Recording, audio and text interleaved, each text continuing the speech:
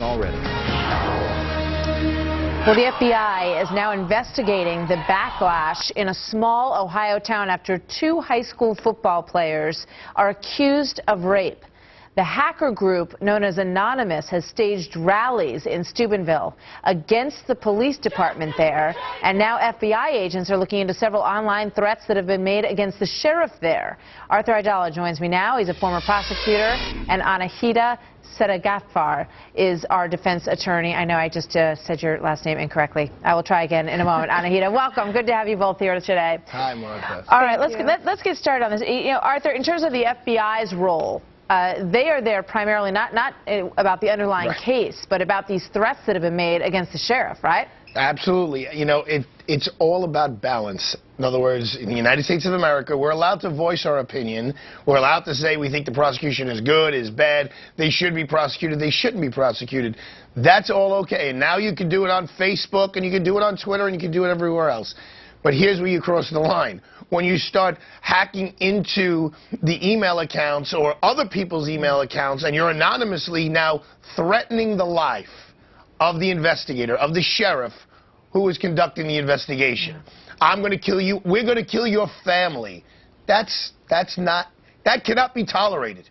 That cannot be tolerated. We should use the technology that we have to figure out who threatened the life of the investigator investigating these rapes, or this rape, and that person should, at the very least, be prosecuted for harassment, at the very least. Yeah, you know, this whole story, Anahita, just sort of smacks of the worst things that can happen in a town, in any small town across America, when people are accused, and now you've got added onto that the layer of social media, where these witnesses feel threatened if they come forward. There were a lot of people there that night.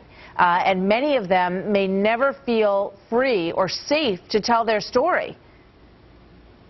I agree with you wholeheartedly. I mean, I think we can all agree that this is a very, very tragic incident, and if it's true, yes, the defendants should be prosecuted to the full extent of the law. But there is another assault that's taking place here, and that is an assault on our criminal justice system.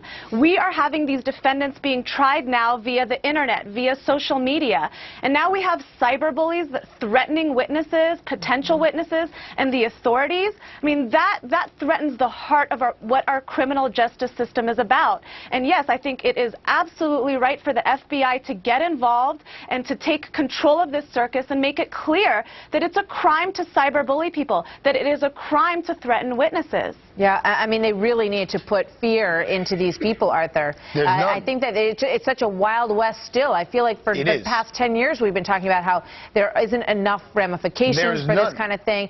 People feel that they're, you know, anonymous, as the, you know, hacker group is called when they're online.